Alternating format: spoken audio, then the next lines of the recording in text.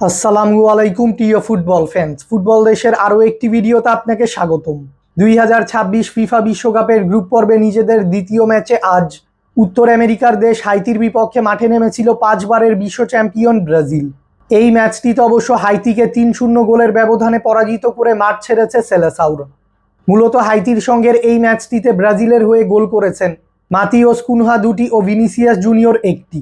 তবে হাইতির সঙ্গের এই ম্যাচটিতে জয়ের দেখা পেলেও ব্রাজিলের জন্য দুশ্চিন্তার কারণ হতে পারে রাফিনহার ইনজুরি। কেননা হাইতির বিপক্ষের এই ম্যাচটিতে ইনজুরি নিয়ে মাঠ ছেড়েছেন ব্রাজিলিয়ান উইঙ্গার রাফিনহা। অন্যদিকে সি গ্রুপের আরেক ম্যাচে আজ ইউরোপের দেশ স্কটল্যান্ডের বিপক্ষে মাঠে নেমেছিল মরক্কো। সেই ম্যাচটিতে অবশ্য স্কটল্যান্ডকে 1-0 গোলের ব্যবধানে পরাজিত করেছে মরক্কো, যার মধ্য দিয়ে শেষ হয়েছে সি গ্রুপের দ্বিতীয় রাউন্ডের সকল ম্যাচ।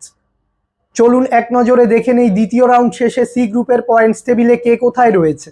2 ম্যাচে 2 পরাজয়ে 0 পয়েন্টস নিয়ে পয়েন্টস টেবিলে চতুর্থ অবস্থান, অর্থাৎ তলানিতে রয়েছে উত্তর আমেরিকার দেশ হাইতি। এরপর 2 ম্যাচে 1 জয় ও 1 পরাজয় মোট 3 পয়েন্টস নিয়ে পয়েন্টস টেবিলে তৃতীয় অবস্থানে রয়েছে ইউরোপের দেশ স্কটল্যান্ড। এরপর 2 ম্যাচে 1 জয় ও 1 ড্রয়ে মোট 4 পয়েন্টস নিয়ে পয়েন্টস টেবিলে দ্বিতীয় অবস্থানে রয়েছে মরক্কো। এবং 2 ম্যাচ শেষে 1 জয় ও 1 ড্রয়ে মোট 4 পয়েন্টস নিয়ে পয়েন্টস টেবিলে শীর্ষ অবস্থানে রয়েছে সেলেসাউরা। ব্রাজিল ও মরক্কোর পয়েন্ট সমান হলেও গোল ডিফারেন্সে মরক্কোর থেকে এগিয়ে থাকায় পয়েন্টস টেবিলে শীর্ষ অবস্থানে রয়েছে 5 বারের বিশ্ব চ্যাম্পিয়ন ব্রাজিল।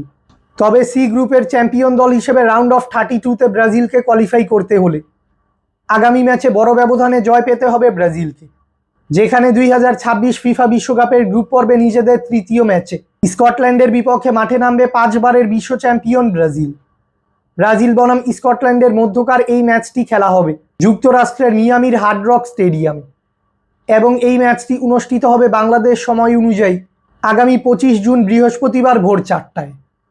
ব্রাজিল অবশ্যই চাইবে এই ম্যাচে স্কটল্যান্ডকে বড় ব্যবধানে পরাজিত করে সি গ্রুপের চ্যাম্পিয়ন দল হিসেবে রাউন্ড অফ 32তে কোয়ালিফাই করতে। ফুটবলের সকল নিউজ এবং আপডেটস পেতে আমাদের চ্যানেলটি সাবস্ক্রাইব করবেন এবং আমাদের সাথেই থাকবেন। ধন্যবাদ।